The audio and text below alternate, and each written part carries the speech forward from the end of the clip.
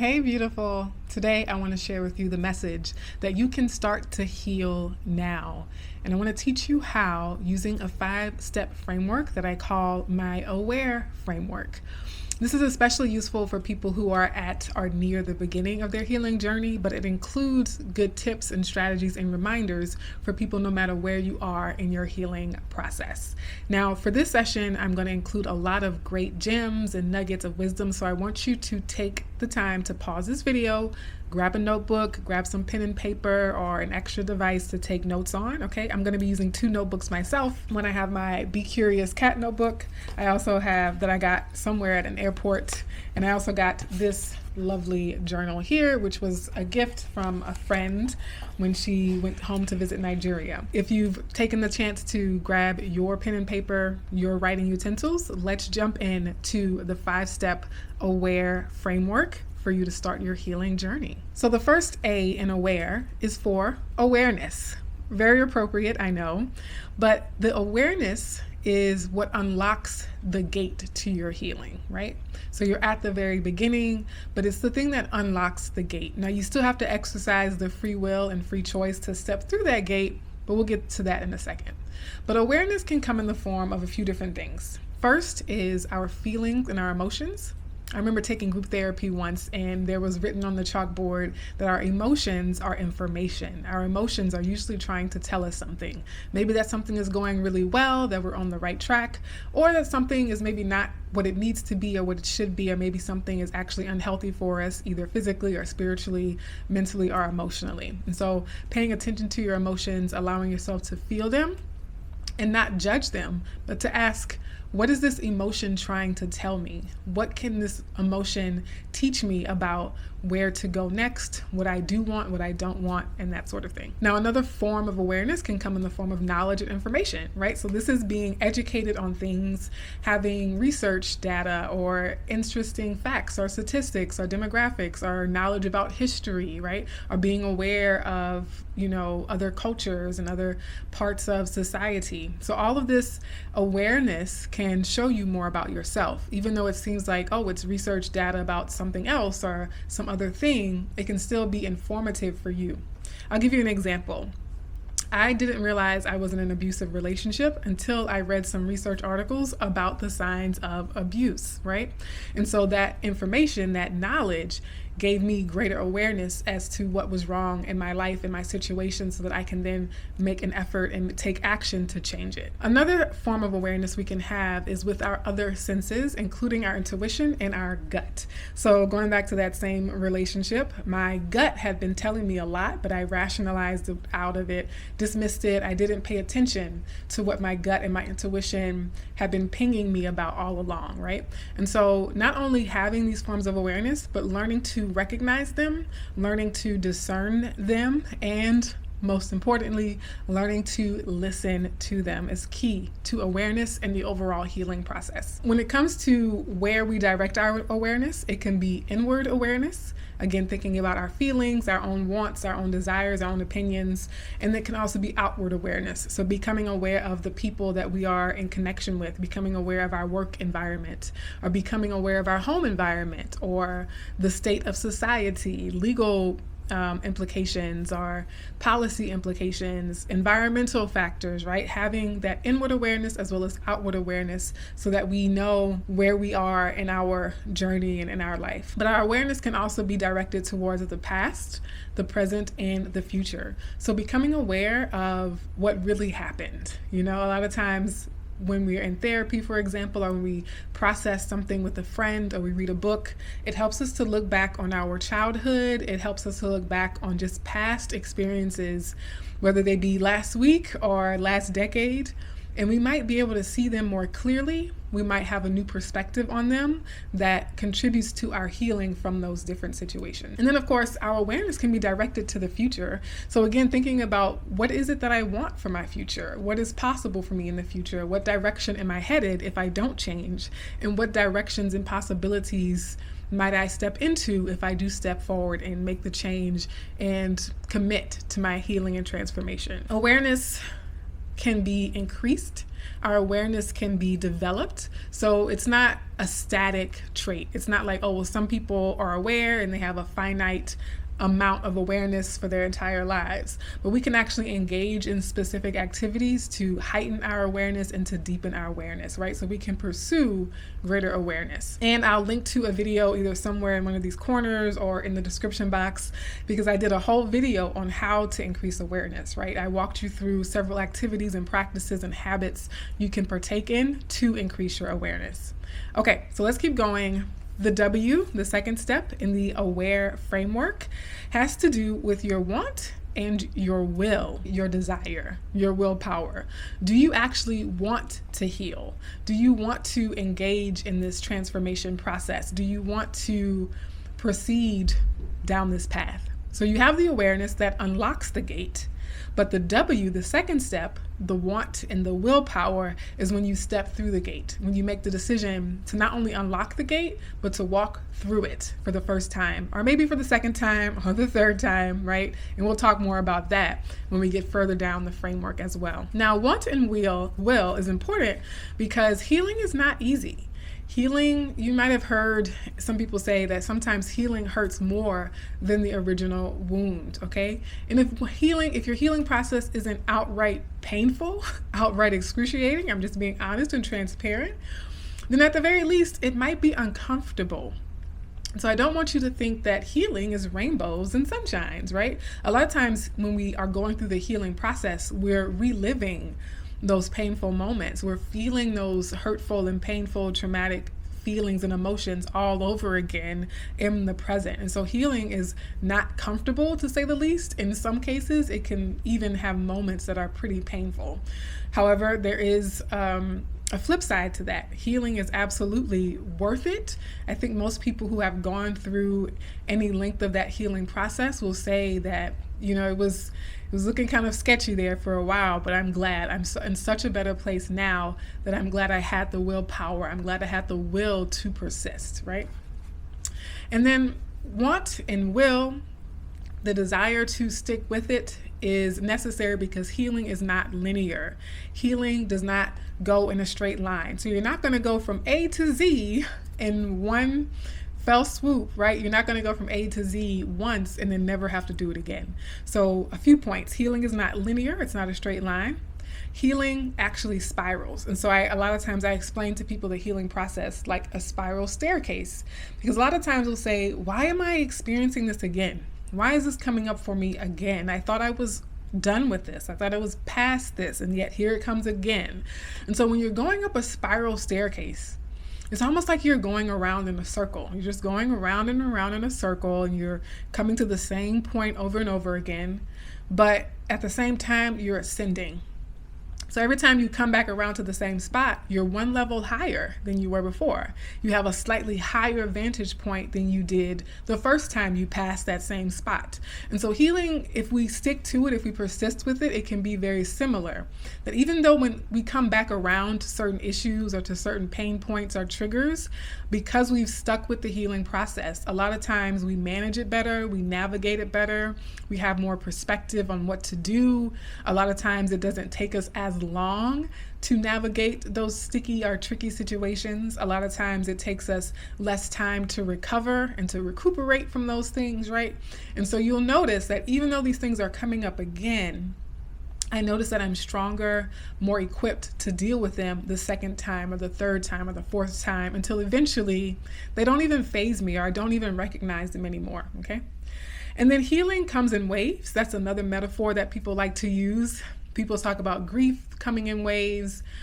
Most of our emotions come in waves because no emotion is permanent. Joy is not permanent. Happiness is not permanent. Emotions ebb and flow, they come and go. That's the very nature of emotions, and that's why they are represented by things like water and the ocean and the moon, right? To emphasize the cyclical part. Speaking of the cyclical part of the moon, healing also comes in cycles. So again, very similar to the spiral staircase that we talked about.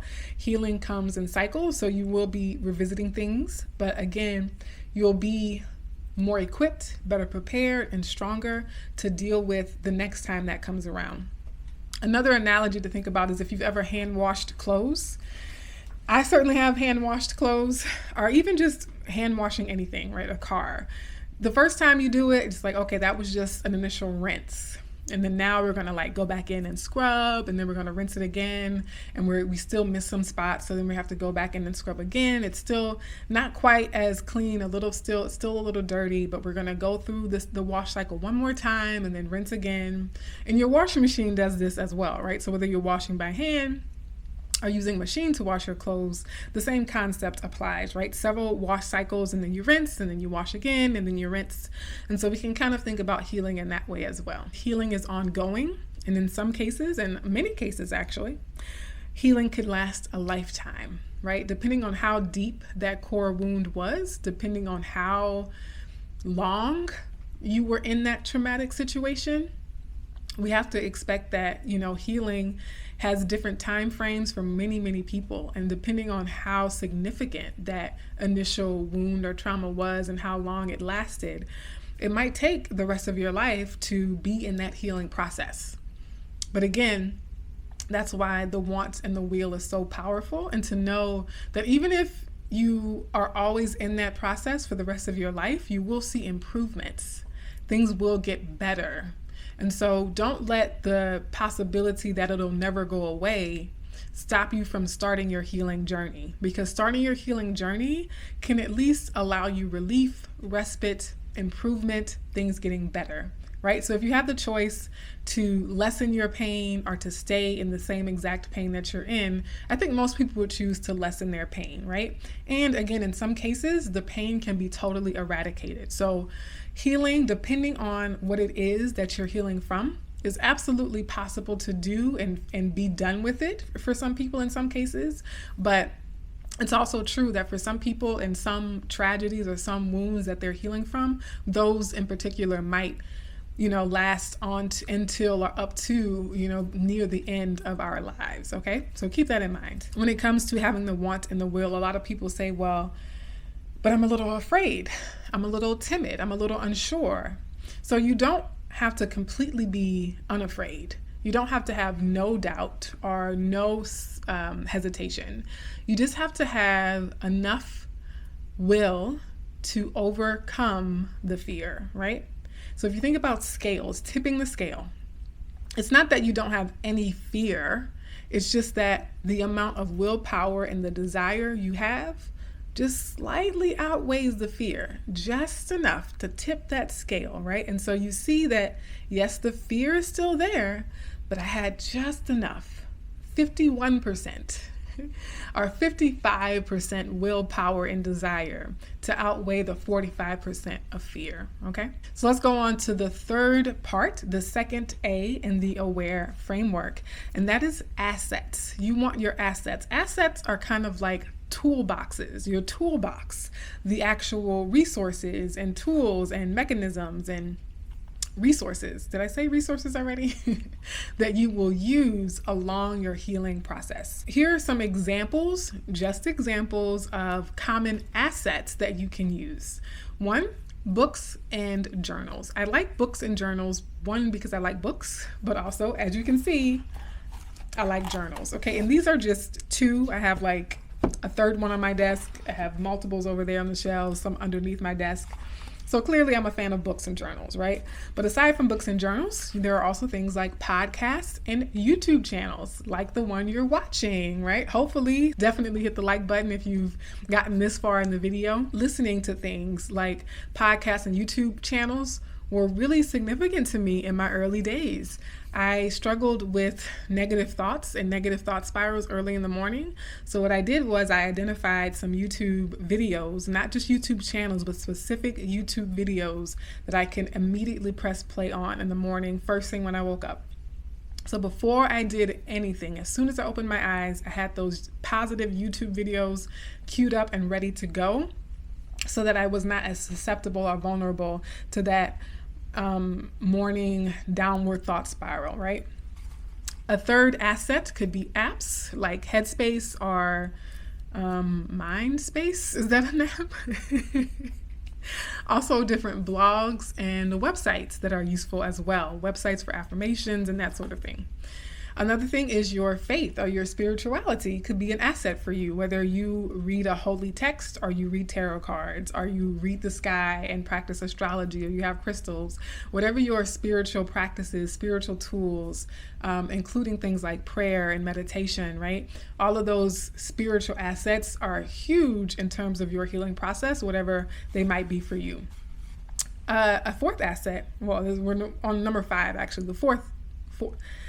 The fifth asset is music and films. I love music in particular. If you've been following my channel for any amount of time or my Instagram, you know I love music. I love music so much, okay? But music, films, there are certain films about colorism, certain films about racial trauma and that sort of thing. But also just, when it comes to something like colorism, watching films with happy people who look like you, people you identify with, right? Whatever your core wound is, watching films that speak to individuals who share that experience and being able to see that you're not alone, that it's not just you. Music and films can do so much in that regard. And then lastly, in terms of types of assets, examples, hopefully you have plenty of examples here, are art and decor. So paintings, posters, sculptures, things that you have around your house or around your office space. All of these things can also be assets for your healing. Again, I'll link to a video or point you to a video where I talk about how you can redecorate your home environment to be supportive of your mental health, okay? Now, the important thing about assets, and excuse me here while I move some of my notebooks and things aside to create more space. The important thing about assets is that they do not require significant or direct contact with other people. This is really, really important. I know a lot of people say, oh, we heal in community, and that's partly true. We also heal when we're not in community. We heal alone, we heal in solitude, we heal within our own inner worlds is also part of the healing process. I think only ever being surrounded by other people and never having solitude and never having a getaway or a retreat to be just with yourself and your own thoughts could actually impede or, stifle a certain part of the healing process. And so these assets, it's important that you don't have to rely on other people to access these assets. And that's important because you think about 1 o'clock in the morning, 2 o'clock in the morning, you're having a negative thought spiral. Maybe you can't call your neighbor. Maybe your therapist is not on the clock, but that podcast is available, that book is available, that song, that movie that makes you feel better, that journal, what else do we have? That tarot card or oracle card, right? That YouTube channel, that app, that Headspace app. All those things you can access anytime, 24/7, without having to schedule a meeting, without having to, coordinate time zones with someone else. And you can also tap them as much as you want. So when you think about a therapist, you can't listen to your therapist all day. You can't sit on your therapist's couch all day, but you can listen to a YouTube playlist all day. You can listen to a music playlist all day. You can listen to an app all day. You can have a film or a movie playing in the background all day, right? 24/7 without stop, without the fear of like, oh, am I exhausting you? Am I relying on you too much, right? And so it's important that you have some assets as part of your healing journey where if you can't reach another person, you still have some resource to help you through that moment or through that painful emotion, or to be proactive, right? And set yourself up for a really positive day, okay? And so as I talk about the importance of assets and why they should be accessible without relying too much on another person to access them, that does not mean that people are not important. People are absolutely a part of the healing process, a crucial part of the healing process. And so the R in awareness is for relationships. Yes, relationships are important, but relationships also require discernment. Relationships, when it comes to your healing process, require the discernment because some relationships will help and amplify and inspire your healing process. But unfortunately, it's very common that some, hopefully not many, but some relationships, even ones that you've had for a long time, might actually hinder or be a stumbling block to your healing process. And so it's not that you have to completely do away with these relationships, but you have to be aware of your boundaries and start to develop your boundaries if you want to heal. Now, one of the first relationships I think you might want to consider creating, if you don't already have one, is a relationship with a professional.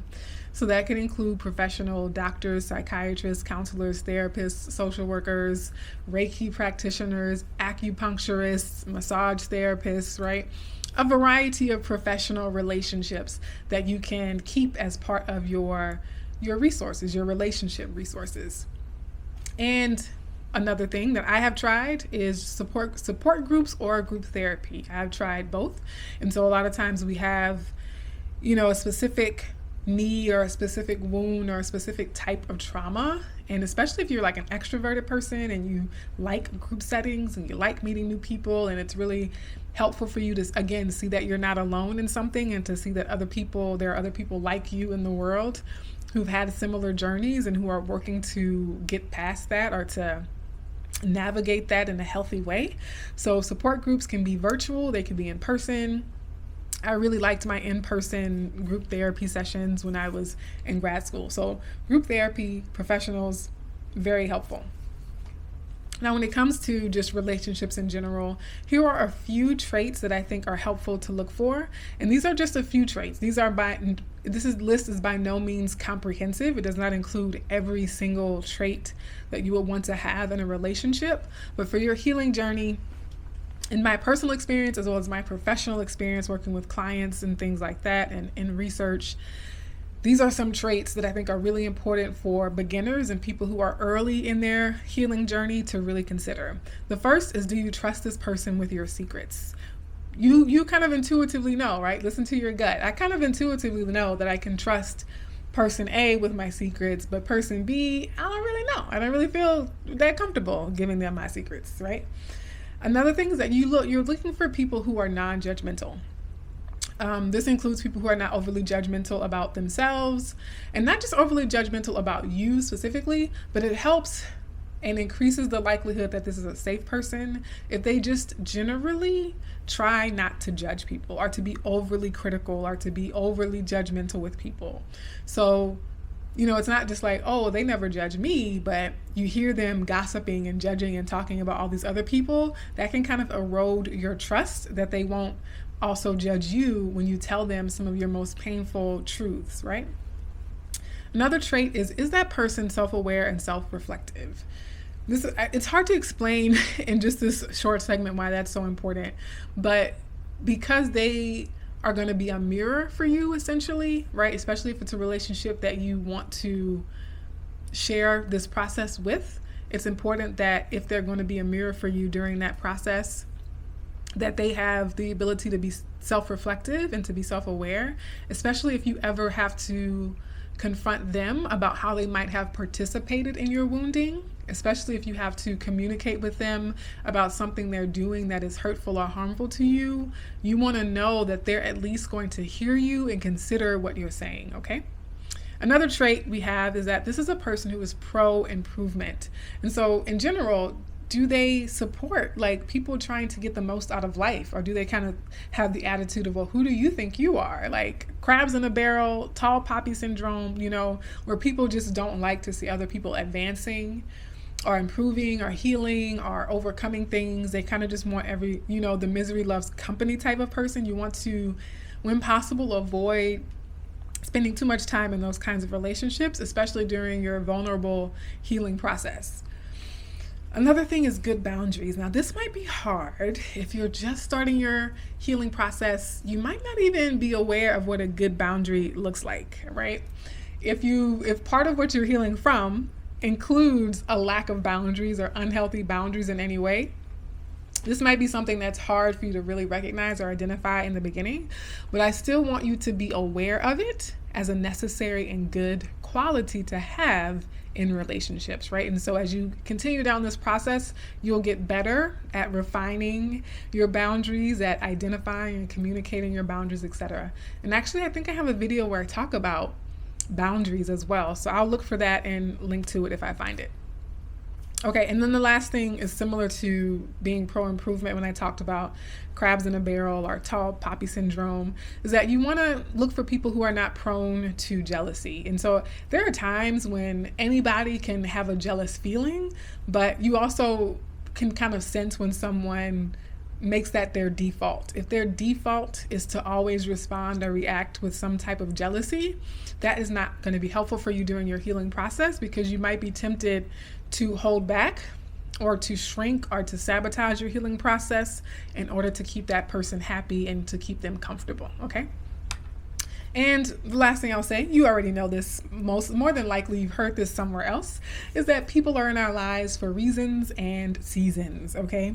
Reasons and seasons. Sometimes they are there to show you what needs to be healed. Sometimes that relationship is there to show you that you actually don't want relationships like that, right? And then there are also people who are part of your life for a particular season that is very, very helpful.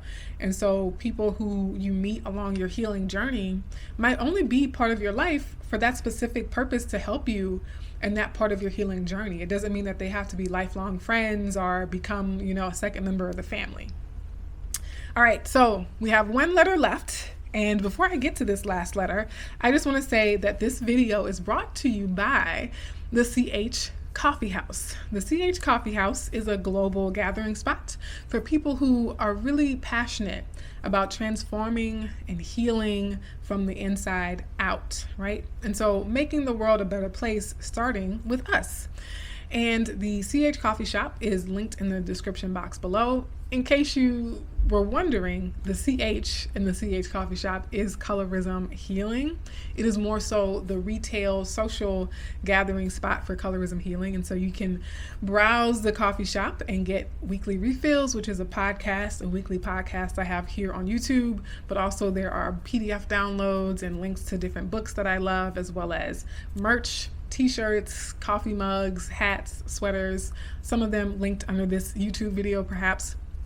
And all of that goes to support ongoing work with Colorism Healing, to provide educational and inspirational and useful content like this, as well as workshops and events and ongoing education to people around the world. So let's get to the E in the AWARE framework, which is to extend a little bit. So you keep extending until you reach that first milestone. And then you get to that milestone, you take the time to celebrate, to acknowledge, to bask in that win. And then you extend and you persevere and you persist to the next milestone.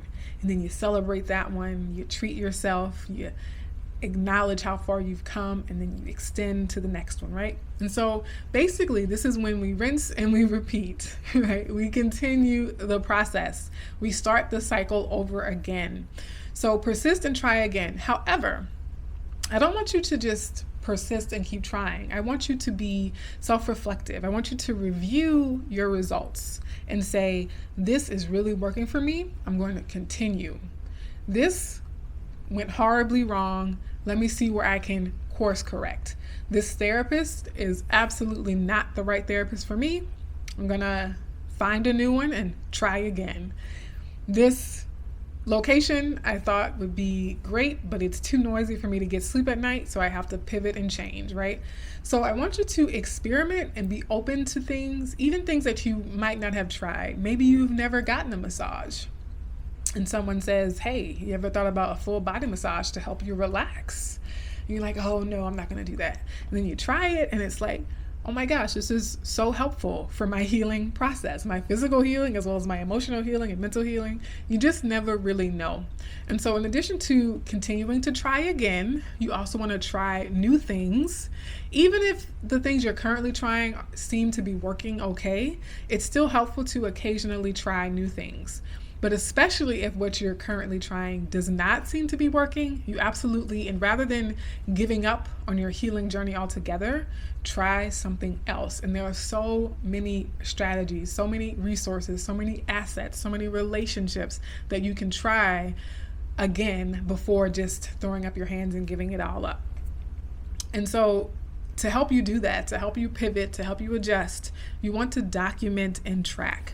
Another great use of notebooks, right? Another very helpful use of notebooks is to document your process, to track what you have tried and journal about what it was like to try that thing and whether or not you want to try that same thing a second time, try a slightly different version of it, come back and revisit it a month, 3 months, 6 months later. So keep trying, experiment, pivot, adjust, document, and track. And that, my dear ones, is how you start to heal now, by becoming aware.